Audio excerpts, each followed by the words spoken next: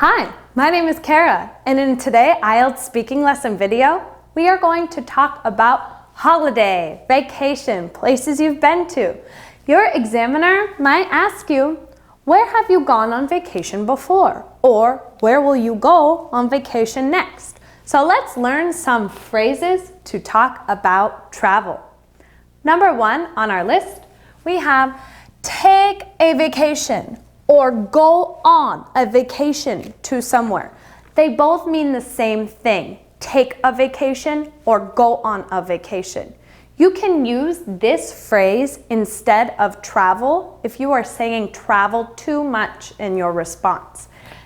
Take a vacation means that you stop your work or you stop your school to visit somewhere. So, for example, if you are talking about the future, you can say, I will take a vacation to Thailand, or I will go on a vacation to Thailand with my family next winter. If you've already gone on the vacation, you can instead say, I took a vacation to Thailand, or I went on a vacation to Thailand. Both of these phrases work instead of travel, okay? Next on our list, we have take a sightseeing tour of somewhere. This means that you hire a guide, hire a person to show you around an area. They take you to different places. Now notice here, they'll show you more than one place during a sightseeing tour. So, for example, I could say, I took, before, a sightseeing tour of London. We hired a guide and he showed us so many different places around London.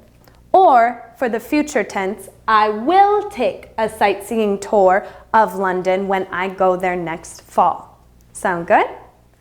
Number 3 on our list, go sightseeing. This just means that you see the sights. You go to interesting places. Interesting places. Now, to go sightseeing, you do not need to hire a guide the way you do need to during a sightseeing tour. So here, hire a guide. You don't need to do that when you go sightseeing. You can do it by yourself. For example, when I went to London, I went sightseeing and I saw Big Ben. Sound good? Next, we have go on a cruise. When you go on a cruise, you are on a very big ship, a large boat. And you go from city to city to city while you are on the cruise. So you could say, last winter I went on a cruise in the Caribbean with my family. Or next Christmas I will go on a cruise with my family in the Caribbean. Sound okay? All right. Next on our list, we have sign up for a guided tour or sign up for guided tours. Now, guided tours are a little different from sightseeing tours because they're usually just in one place, in a small area. So here I will write one place. They are for a specific part of a city. Now, sometimes they cost money and sometimes they are free. So, they may or may not cost money and they're usually just in one place. I could say, my family and I signed up for a guided tour of a castle in Germany. Or, we will sign up for a guided tour when we visit Switzerland, so we see everything there is to see. Sound good? Okay, let's move on to next on our list. Come on package holiday.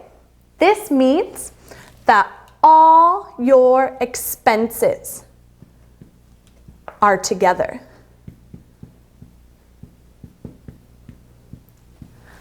Your travel, your accommodation, your food, your activities, everything you will need to pay for on vacation is all together in one price. People like going on package holiday because they don't need to worry about money during their vacation. So you could say, my family and I prefer to come on package holiday when we go on vacation, so we don't need to worry about money. Okay? Cool. Next on our list, travel during the off-season. Off-season is talking about the time of year when not a lot of people are traveling. So, not a lot of people traveling off-season. Traveling during the off-season can be really nice because it's usually cheaper and places aren't so crowded. For example, you could say, I went to the Colosseum during the off-season, so it wasn't too crowded and I got a lot of nice pictures.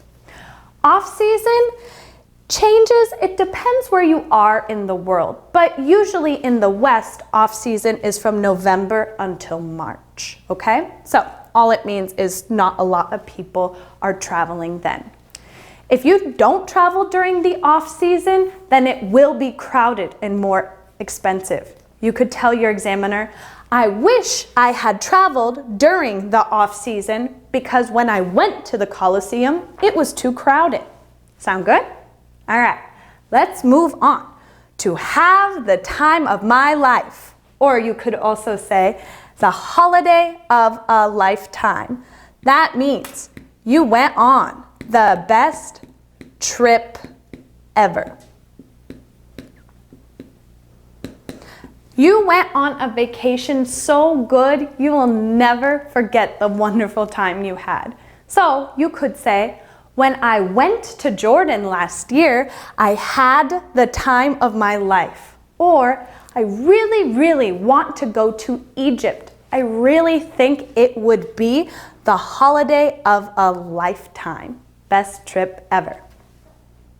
Okay, now it's time to focus on words that describe tourist attraction. Words to talk about the specific things you saw while you were on your vacation.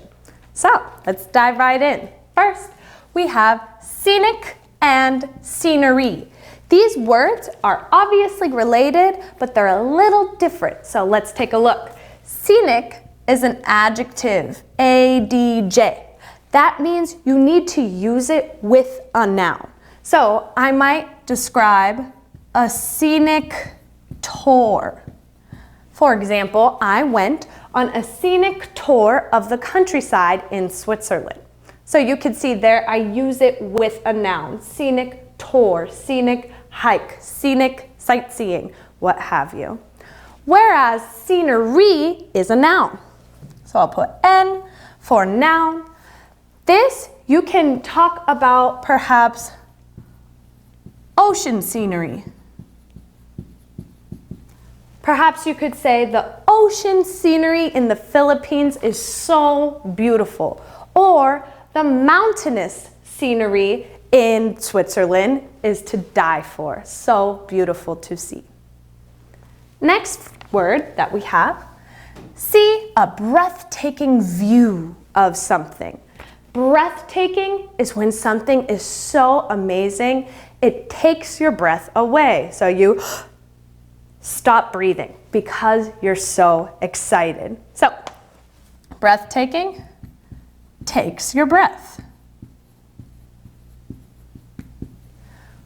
An example of this I might use is for Petra.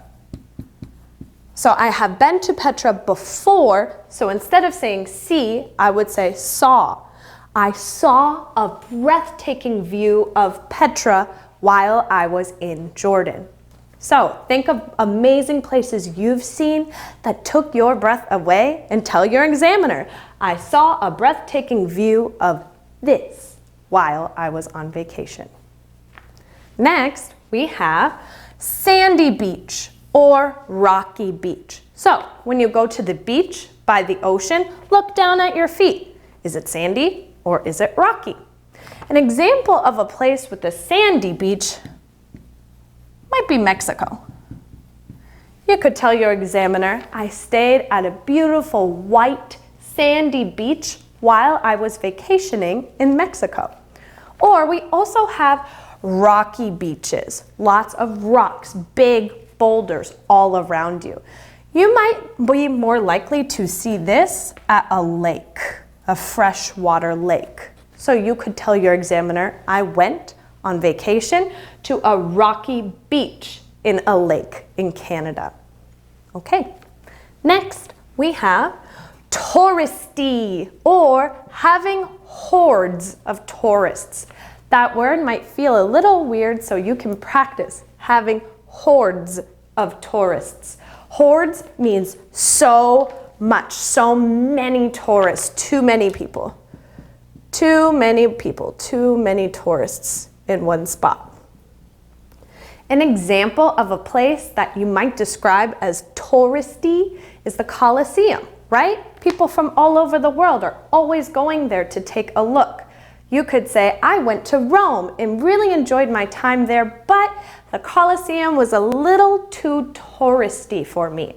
You could also say, I went to the Colosseum, but it had hordes of tourists, so it was difficult to take a nice picture there. And then last, we have not for the faint-hearted. Faint-hearted means you are timid, shy. You get scared easily. You don't like to take big risks. So this whole phrase, not for the faint-hearted, means you need to be brave to enjoy this site. An example of a famous site that might not be for the faint-hearted is the catacombs. You could say, I went to the catacombs while I was visiting Paris, but it is not for the faint-hearted because there are dead bodies everywhere. Okay, last for today's lesson, we are going to talk about places to stay on holiday. Your examiner will ask you, where do you usually like to stay when you go on vacation? So we will go over different places to stay, and you can practice which response is best for you. Number 1 on our list, we have holiday resorts. These are the best places to eat, drink, sleep, and play. These are big places where you will not only go to bed at night, but you also have restaurants to eat, bars to drink, and they usually will host activities where you can play with your friends and family. So if your examiner asks you, where do you usually like to stay on vacation? You could say, I always try to go to a holiday resort because everything I want is taken care of right there. Sound good? Okay, let's move on to number 2, self-catering apartments. So, catering is talking about getting food to you. Self is you. Therefore, a self-catering apartment is somewhere you can cook for yourself. It doesn't have a restaurant like at a holiday resort. So, you could perhaps tell your examiner, I prefer to stay at a self-catering apartment when I go on vacation because I like cooking for myself and it is less expensive. Sound good? Okay, let's move on to number 3. We have bed and breakfast. As the name might suggest, this is a place where you can sleep, and in the morning when you wake up, they will serve you breakfast. As the name also suggests, they don't give you lunch and dinner. So you have the opportunity to go to sleep, wake up, eat breakfast, and then go out for your day. So maybe you'll tell your examiner, I prefer to stay at bed and breakfast because then I don't have to worry what I will eat in the morning, but I am free to go out on my own in the afternoon and evening. And then last, we have youth hostels. You can also just say hostels if you prefer. These places are cheap. They don't cost a lot of money, but they're not the nicest accommodations while you are on vacation. They also usually have a shared space. This means that you probably won't have a bed in your own room. You probably won't have your own bathroom. A youth hostel shares these spaces. So you will sleep together, you will have a shared bathroom together, and they are usually used by young people because they are so cheap. So perhaps you could tell your examiner, when I was younger, I usually enjoyed going to youth hostels when I went on vacation because I didn't have a lot of money. But now that I'm older, I prefer to stay at bed and breakfast because they are much nicer. Hi, I'm Teacher Neil. Last week, Teacher Kara was teaching you about travel and travel destinations. And this week, we will continue on with what she has already taught. And we will start with vocabulary to describe the places you want to travel to. So, if you get asked, if you go on holiday or vacation, what kind of places do you like to go to? Or what activities do you like to do? Or where do you like to go when you travel? You can use these useful phrases to describe in detail what you really want to say. So, let's start. Number 1, somewhere off the beaten track, or untouched, pristine nature, or pristine landscapes. So, what that means is you go to some place that many people don't usually go to.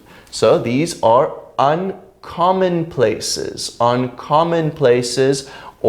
not the usual places. So, if someone asks you a question, you can say, you know, when I travel, I like to go somewhere off the beaten track. I don't want to go to where everyone else goes to. You can also use the word untouched. Untouched means that not a lot of cities, you know, it is very natural, not a lot of human influence.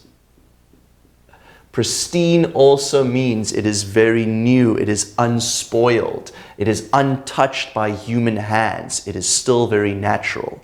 So you can use these two words to describe things like nature or a landscape. A landscape, of course, is the view of the nature. So you can say, when I like to travel, I like to go to untouched places. I like to see pristine nature, and I like to see beautiful landscapes somewhere off the beaten track where I know there will not be a lot of tourists. Speaking of tourists, let's look at these words to describe some tourist places. Tourist traps. Now, of course, if you don't know what a trap means it will catch you and you can't get out. So what a tourist trap means is it is a place that always attracts and catches the tourists, and maybe they won't want to leave for a little while. So there will always be a lot of people because it is a big attraction. So you can say, when I travel, I try to avoid the tourist traps because I don't like to be surrounded by too many people. But that does not stop me from going to a tourist attraction. An attraction, of course, the word attract means it will bring you to it. So you want to go. And that includes words such as an iconic landmark. Iconic means very famous.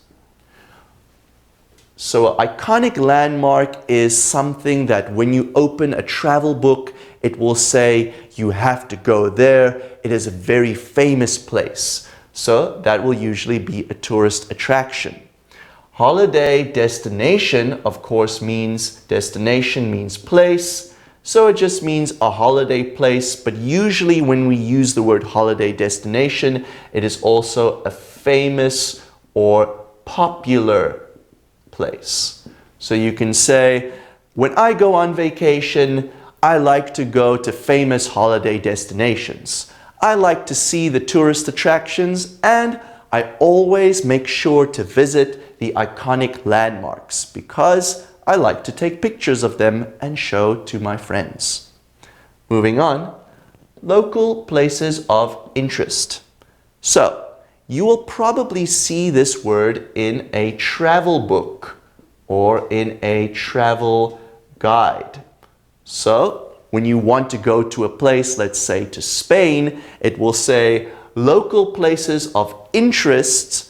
Interest means interesting, of course, so places people would want to go to. Local places of interest include the beach, the market, or the very popular iconic landmark. So you can say, when I go on vacation, I always make sure to look at the local places of interest like the iconic landmarks. Moving on. Metropolitan cities. Metropolitan cities.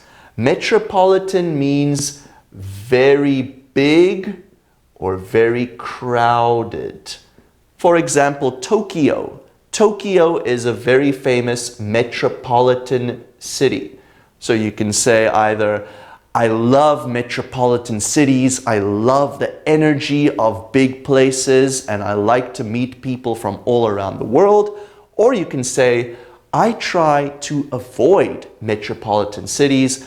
I prefer somewhere off the beaten track where I can see the untouched landscapes. Backpacking destinations, of course, means destinations we know means a place. And backpacking is if you take all your things on a backpack and you go and move from place to place to place. It's not like you will stay in one hotel all the time. Backpacking usually means there will be a lot of traveling.